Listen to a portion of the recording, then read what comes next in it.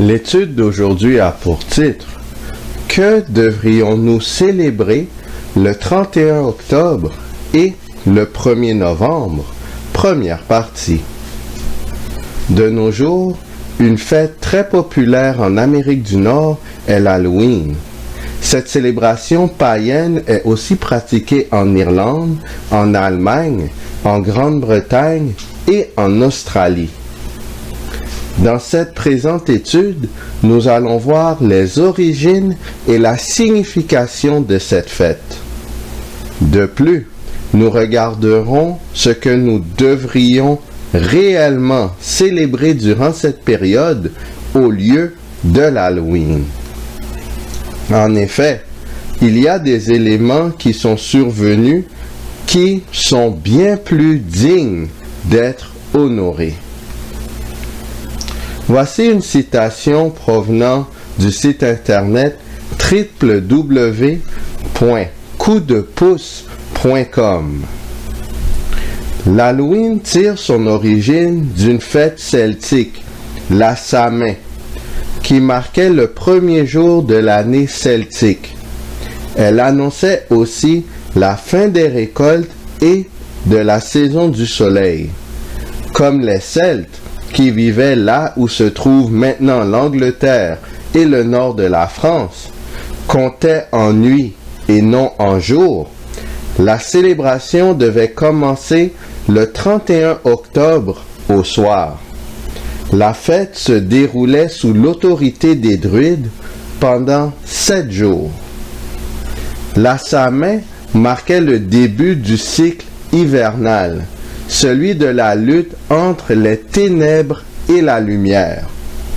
Au cours de la nuit, les druides allumaient un feu sacré sur l'autel afin d'honorer Bin, le dieu du soleil. Ce feu servait aussi à chasser les mauvais esprits. Selon la légende, pendant la nuit de la Samhain, les esprits des morts peuvent revenir dans leur demeure terrestre. Ainsi, naguère, les vivants essayaient de les accueillir au mieux. On laissait par exemple de la nourriture aux portes des villages afin d'apaiser ces présences. L'ouverture des portes de l'autre monde permettait aussi l'intrusion d'entités maléfiques. Cet aspect a pris de l'importance sous l'influence du christianisme, avec les notions d'enfer et de purgatoire.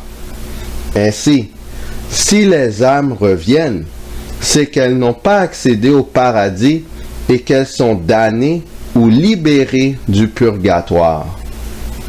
La tradition s'est transportée en Amérique du Nord vers 1840 avec l'émigration des Irlandais aux États-Unis. Dans plusieurs pays, ne fêtant traditionnellement pas l'Halloween, son introduction a suscité une certaine opposition. Plusieurs craignaient que les célébrations religieuses autour du 31 octobre ne soient balayées par elle. Halloween, fête païenne, est proche de deux célébrations catholiques, la Toussaint, qui est le 1er novembre, et le jour des morts, qui est le 2 novembre. Fin de citation. L'Halloween provient en grande partie d'enseignements comme l'adoration du dieu soleil, ainsi que l'enfer et le purgatoire. Or, ces enseignements sont notamment présentés au sein de l'Église catholique. De plus, la date de l'Halloween est très proche, en termes de date, de la célébration de la Toussaint et du jour des morts. Ces deux fêtes proviennent du catholicisme. Finalement, l'Halloween, qui est une forme de célébration des esprits des morts, est à cet effet très semblable au jour des morts pratiqué par l'Église catholique. Il faut donc aborder la question suivante. Selon la Bible, qui est le fondement des croyances du christianisme, est-ce que les esprits des morts peuvent revenir sur la terre? Genèse chapitre 1, le verset 27. Dieu créa l'homme à son image. Il le créa à l'image de Dieu. Il créa l'homme et la femme. Genèse chapitre 1, les versets 31. Dieu vit tout ce qu'il avait fait, et voici, cela était très bon. Ainsi, il y eut un soir et il y eut un matin. Ce fut le 6e jour. Ce fut le 6e jour que l'être humain, l'homme et la femme, a été créé. Les 5 premiers jours de la terre, les humains n'existaient pas encore. Comment Dieu a-t-il créé l'homme et la femme? Genèse chapitre 2, le verset 7. L'Éternel Dieu forma l'homme de la poussière de la terre. Il souffla dans ses narines un souffle de vie, et l'homme devint un être vivant. Genèse chapitre 2, le verset 21. Alors l'Éternel fit tomber un profond sommeil sur l'homme, qui s'endormit. Il prit une de ses côtes et referma la chair à sa place. L'Éternel Dieu forma une femme de la côte qu'il avait prise de l'homme, et il l'amena vers l'homme. L'homme fut formé de la poussière de la terre.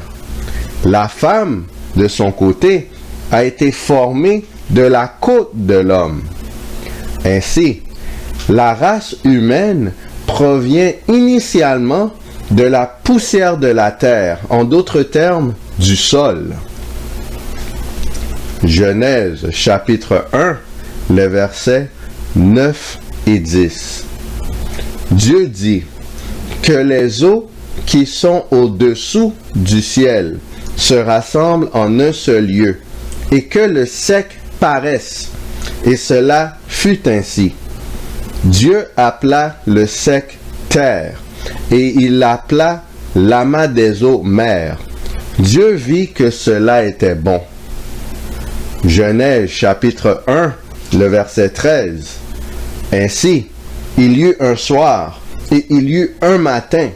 Ce fut le 3e jour. Le sec et la poussière de la terre furent créés le 3e jour. Le 3e, 4e et 5e jour, la poussière était présente, mais l'être humain n'existait pas encore. Genèse chapitre 2, le verset 7. L'Éternel Dieu forma l'homme de la poussière de la terre. Il souffla dans ses narines un souffle de vie, et l'homme devint un être vivant.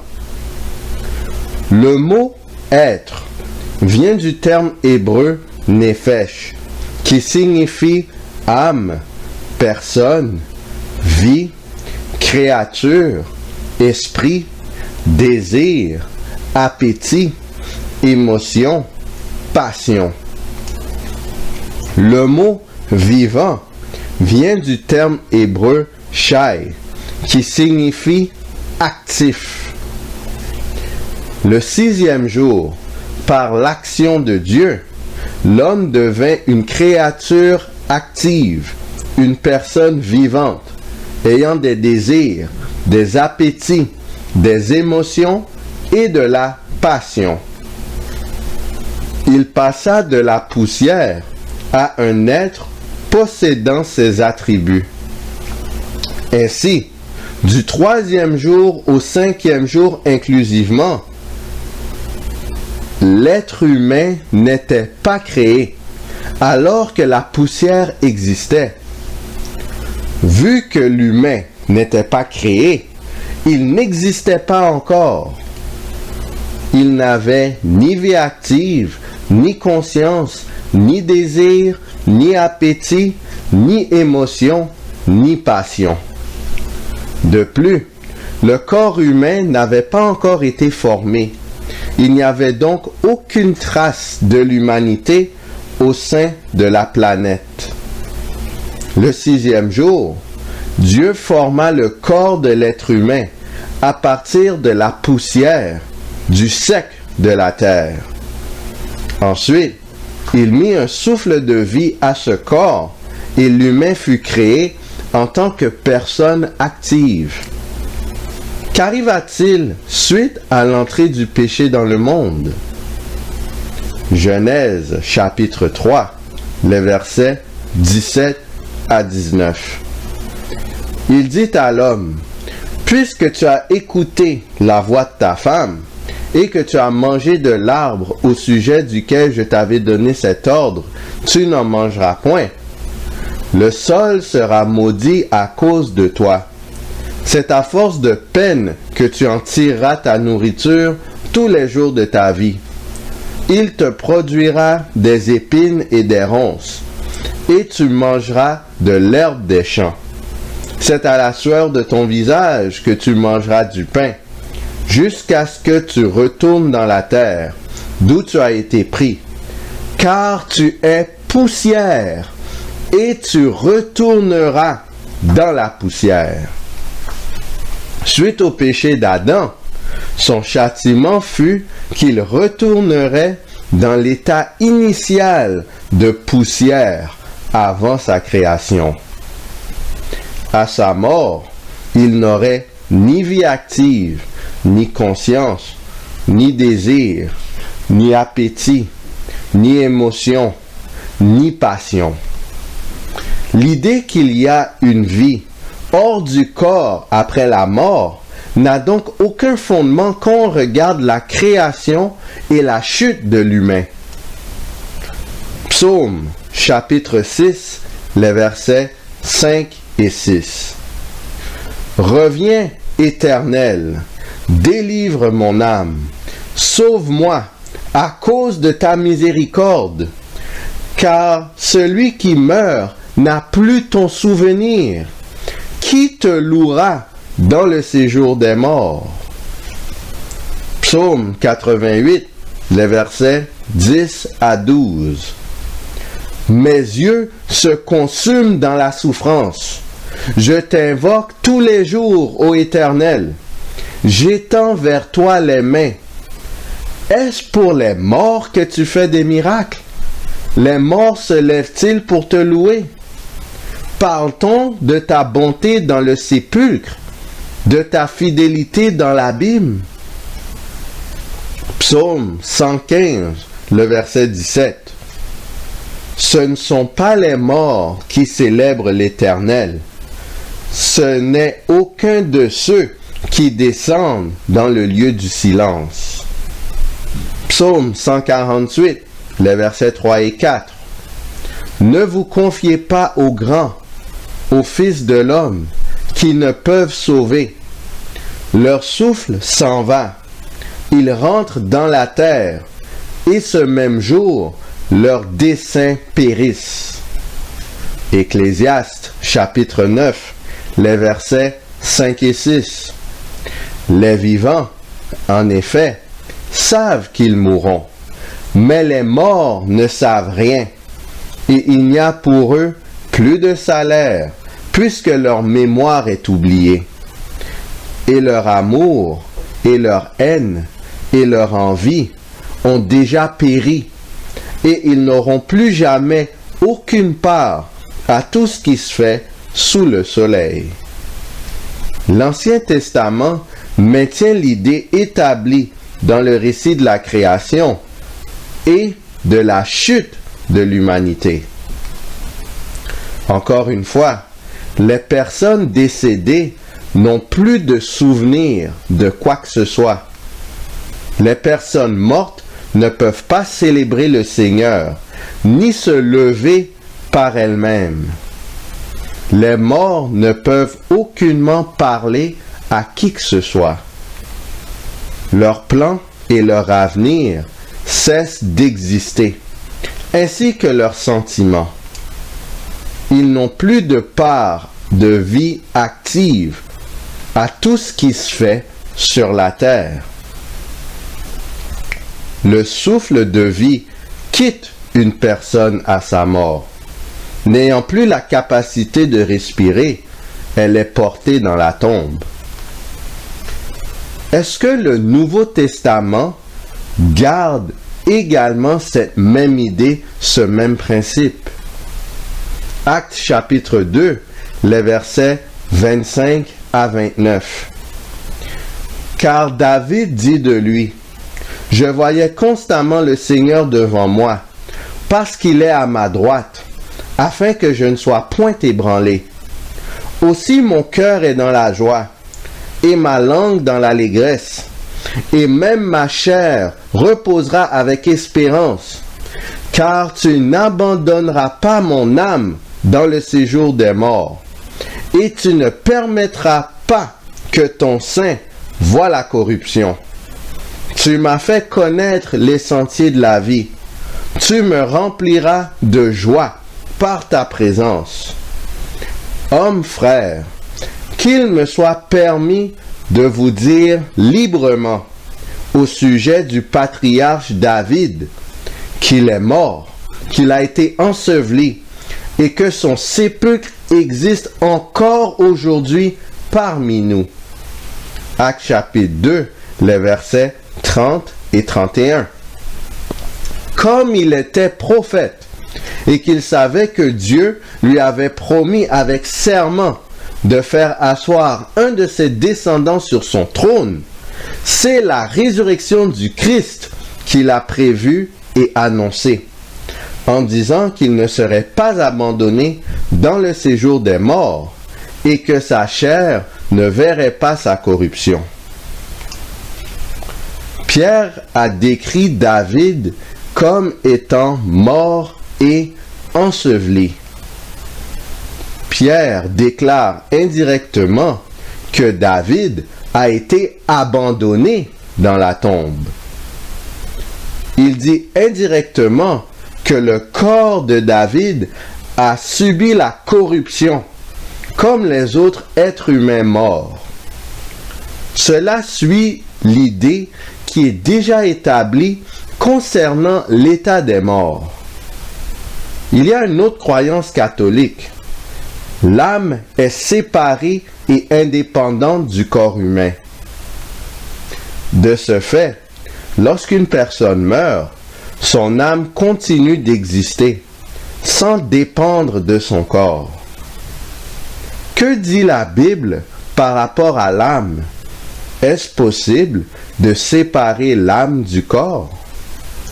Genèse chapitre 9, le verset 4. Seulement, vous ne mangerez point de chair avec son âme, avec son sang. Lévitique chapitre 17, le verset 11. Car l'âme de la chair est dans le sang. Je vous l'ai donné sur l'autel, afin qu'il servît d'expiation pour vos âmes, car c'est par l'âme que le sang fait l'expiation.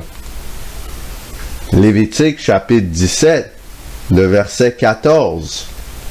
Car l'âme de toute chair, c'est son sang qui est en elle.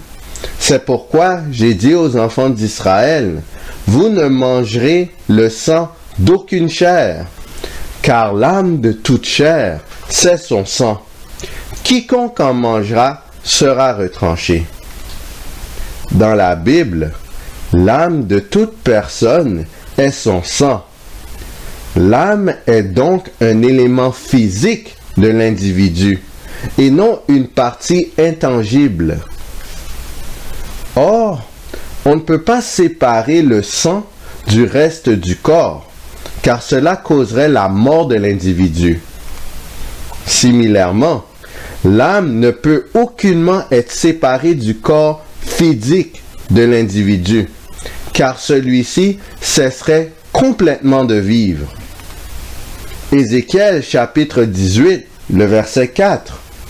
Voici, toutes les âmes sont à moi, l'âme du Fils comme l'âme du Père, l'une et l'autre sont à moi. L'âme qui pêche, c'est celle qui mourra. Selon ce texte, l'âme qui commet un péché va mourir. De ce fait, l'âme n'est pas un élément immortel, mais elle est un élément mortel. Le mot âme ici vient du terme hébreu nefesh, qui signifie âme, personne, vie, créature, esprit, désir, appétit, émotion, passion. C'est le même mot que nous avions rencontré dans le livre de Genèse. L'âme désigne une personne vivante, ayant toutes les facultés cognitives et la capacité d'agir. Ainsi, l'âme ne peut pas vivre après la mort du corps humain. La Bible enseigne que les morts retournent à l'état initial de la poussière terrestre, inanimés et sans conscience. Il est impossible pour un être humain d'exister hors de son corps physique. De ce fait, qu'en est-il de ceux qui voient des proches après le décès de ces derniers? Comment la Bible aborde-t-elle ces manifestations? Lévitique chapitre 20, le verset 6. Si quelqu'un s'adresse aux morts et aux esprits pour se prostituer après eux, je tournerai ma face contre cet homme, je le retrancherai du milieu de son peuple. Deutéronome chapitre 18, les versets 10 à 12. Qu'on ne trouve chez toi personne qui fasse passer son fils ou sa fille par le feu, personne qui exerce le métier de devin, d'astrologue, d'augure, de magicien, d'enchanteur, personne qui consulte ceux qui évoquent les esprits ou disent la bonne aventure, personne qui interroge les morts, car quiconque fait ces choses est en abomination à l'Éternel. Et c'est à cause de ces abominations que l'Éternel, ton Dieu, va chasser ces nations devant toi. Ésaïe, chapitre 8, le verset 19.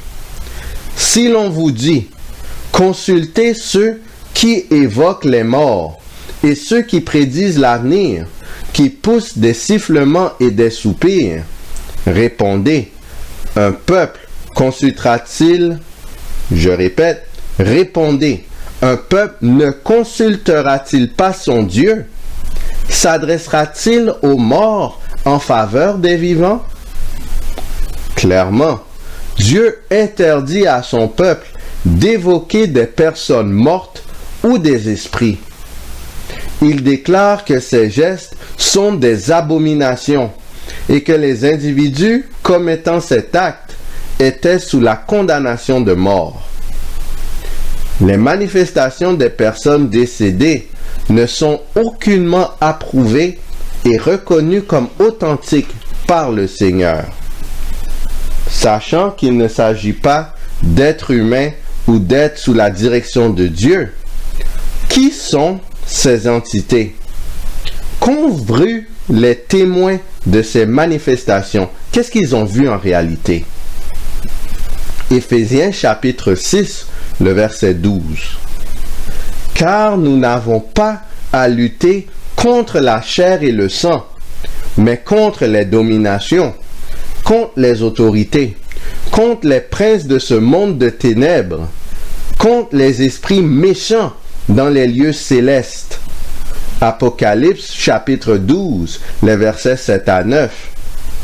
Et il y eut guerre dans le ciel. Michel et ses anges combattirent contre le dragon. Et le dragon et ses anges combattirent, mais ils ne furent pas les plus forts, et leur place ne fut plus trouvée dans le ciel. Et il fut précipité, le grand dragon, le serpent ancien, appelé le diable et Satan, celui qui séduit toute la terre. Il fut précipité sur la terre, et ses anges furent précipités avec lui. Avant la création de l'être humain, il y avait eu une guerre dans le ciel. le Fils de Dieu, Michael, a vaincu Satan et l'a expulsé du ciel. Depuis lors, le diable et ses anges sont sur la planète Terre, séduisant les habitants de celle-ci. L'être humain est dans une lutte spirituelle avec les mauvais anges, les esprits malins. Les personnes décédées qui font des apparitions sont donc en réalité des mauvais esprits, des démons qui séduisent les habitants de la terre. Lorsque les humains les écoutent et ensuite mettent leur confiance dans le message provenant de ces anges déchus, ils se placent sous le contrôle du diable. Or, l'Halloween, une fête païenne, est en réalité une célébration des mauvais anges et des esprits malins. Elle partage le faux enseignement catholique de l'immortalité de l'âme et de la vie consciente suivant la mort physique. Lorsqu'on célèbre cette fête, on montre un appui aux esprits maléfiques qui sont sur notre planète. Il faut donc se détourner de la célébration de l'Halloween et par extension de l'Église catholique qui honore les morts, les démons, comme pratique religieuse. Prochainement, nous regarderons ce que nous devrions célébrer dans la période de fin octobre, début novembre. La Bible a annoncé des événements spécifiques qui sont dignes d'être commémorés par les chrétiens lors de ces dates. D'ici là, prenons l'engagement ferme de nous séparer du culte des morts et de l'institution diabolique qui la promouvoit. Que le Seigneur nous garde.